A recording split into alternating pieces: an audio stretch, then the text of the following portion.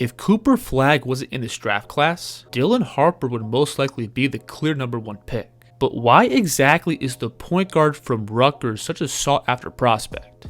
Now, easily the best part of Harper's game is going to be his creation out of pick and roll. Standing at 6'6" with a 6'10" wingspan, Harper has great size and length as a ball handler. And with that build, Dylan also has elite pace off the dribble. He's comfortable using his size to put his man in jail, to then bump and separate out for jumpers. Or he can go from probing, to then pick up and use that length to extend to the rim.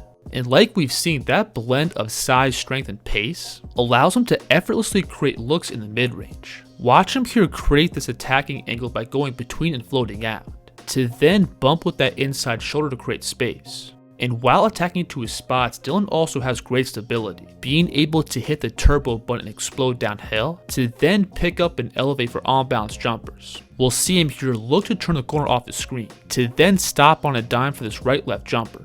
So the combination of Harper possessing really good size and strength as a point guard, while having great navigation out of pick and roll, is why he commonly gets compared to Cade Cunningham. Both are big and highly skilled point guards who have the tools to create off-ball screens and find the weak spots on the floor. And Cade this past year has developed into one of the best in-between scorers across the league, where everything comes back to him using that handle and size to chisel his way to spots, to then rise up for stable jumpers. But what I think could possibly separate Dylan and Cade as players is their rim finishing. For as good as Cade was last year, the one sore spot in his game was his finishing around the basket. And the two things that held him back is that 1, he's not a super explosive athlete, and 2, he's not patient in the lane. As opposed to playing off 2 feet or using any kind of deceleration steps, Cade typically gathers and rushes up finishes, which leads to a bunch of awkward and off-balance looks. But when jumping back to Harper's film, he pretty much checks all the boxes as a paint scorer. First, when playing downhill, Harper has elite strength. On the perimeter, he's great at lowering his shoulder and attacking through the defense's frame. And things like this may seem pretty subtle, but it does play a huge factor in him both carving out driving angles and setting up clean finishes at the rim. We'll see him here turn the corner off the screen. And notice how he's going to use that off arm as leverage by grabbing and pulling himself towards the basket. And then if the defense is able to wall off his initial drive, Dylan has no problem spinning and initiating more contact. There's nothing super advanced about this move. He's just going to lower his shoulder and drive across the middle, setting up the spin back to his right. In the paint, Dylan's also great at playing off 2 feet and using his body to protect the ball. Watch him here get past his pick and drop, to then elevate up vertical, creating a clear window for this finish. He's going to do the exact same thing here, where he initially beats his man, then wedges his body between the ball and the shot blocker. Now, on top of Harper's ability to lower his shoulder and bowl towards the basket, he's also a pretty underrated athlete. While I wouldn't say Dylan is the bounciest player in the draft, he can still get a good amount of lift off the floor if he has room to charge up.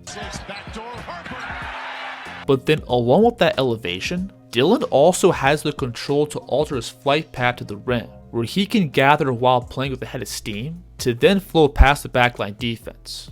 Look how this defender is going to step up and get in his driving line, but Harper can simply pick up and parachute right past him.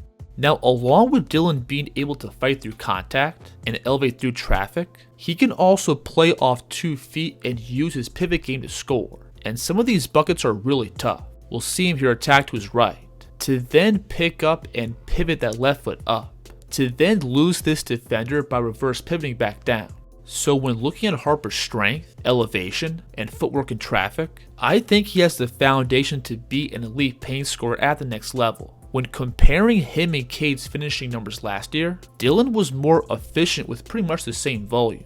And typically finishing in college is tougher, considering how the paint is more crowded and there's no defensive 3 seconds. Now, the one great part of Harper's game is going to be his outside shooting. This past year, Dylan shot under 33% from 3, and that number dropped to 29% on all his pull-ups. But looking past those shaky numbers for now, I do think Harper has the tools to be a pretty effective shot creator on the perimeter. First, in pick and roll, if the defense plays him soft or gives him too much airspace, Harper has no problem rising up for rhythm jumpers going both right and left. And when getting into these pull-ups, there's absolutely no fat in his mechanics. He always gets his feet set and brings the ball from his pocket to set point in one smooth motion. Plus, he can also sink these looks from range. Harper, he hoists the three. He hit it. And when creating these shots, everything comes back to Harper's pace. Look how the big here is going to initially hedge up, but watch Dylan just simply float back to then organize his feet for a jumper once the big retreats. When playing in isolation, that rhythm also plays a big factor. First, off the bounce, he's great at lulling the defense to sleep with a relaxed pace, to then quickly pick up and fire. I like how he mixes up his rhythm here, where he pushes the defense back by chopping his feet and going between, to then again get his feet set to fire. Another one of Harper's go-to moves is his hezzy pull-up, where he first skips up, then drops his stance and plants that ball side foot, selling the drive. And once he gets the defense skating back, he's then going to settle that back foot and rise up. And what I also love about this move is that he can also perfectly marry it to his attacking game. Because if he hezzies and the defense commits out to the three, he can just drop back down into a drive. Look how this defender lifts up and floats out towards the three, and Harper has his clear driving angle to his left. And then in the inverse way, Dylan can also leverage that driving threat to push the defense back, to then separate back behind the line. And these are moves he can set up both in pick and roll and isolation. We'll see him here attack the defense's top foot by going between, which pushes the back foot back and allows Harper to separate for his jumper back to his right. Now on this play, Dylan first looks to refuse his screen, but once he feels this defender's hips open up, he's going to slam the brakes and hop back behind the line. So again, while Harper has a variety of ways to create these perimeter looks, he's still going to have to become a more accurate shooter going forward. When looking at all the best players across the league who play with that heliocentric and ball-dominant style of play, pretty much all of them are legit outside shooters. And Dylan getting his 3-point numbers up to at least the high 30s is going to be vital for his game going forward. Double zero for Minnesota. Probably playing the wrong sport. But outside of those shooting numbers, I think Harper checks all the boxes as an on-ball scorer. He's got great size and physicality with the ball. He's got elite pace and depth to his game off the dribble. Plus, he's already a legit 3-level scorer.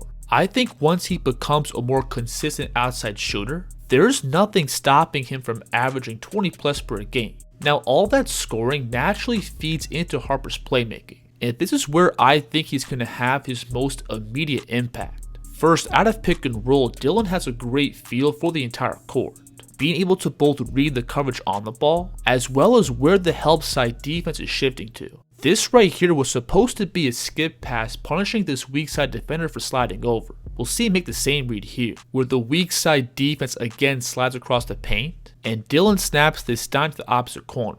And because Dylan is an elite mid-range and rim scorer once he turns the corner, he often pulls aggressive shifts from the backline defense. And he's great at making these quick reads while playing downhill. We'll see him working off the screen to his right, to then cross it back over to his left. And as soon as this defender shifts down, Dylan's going to snap this pass out to the corner.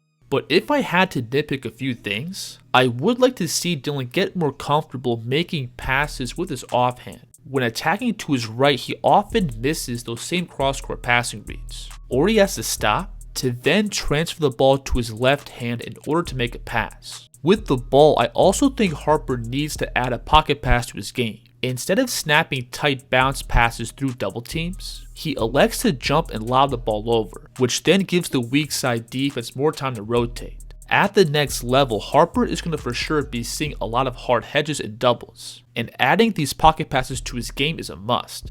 So obviously at age 19, there's a few sore spots in Harper's game. He's not the most reliable shooter, plus there's a few elements missing in his passing game. But regardless, I still think Harper has the foundation to be a legit number one for an NBA offense. He has the build of a big and physical point guard, the skills to score around the basket and create his own shot from the outside, plus he's already mapping the floor really well as a playmaker. I think he's going to for sure go through some growing pains over the next 1 or 2 years, but once he gets adjusted to the NBA game, we may be looking at a future All-Star. If you enjoyed this video, please like and subscribe, and let me know in the comments who the kids should break down next. The kids here.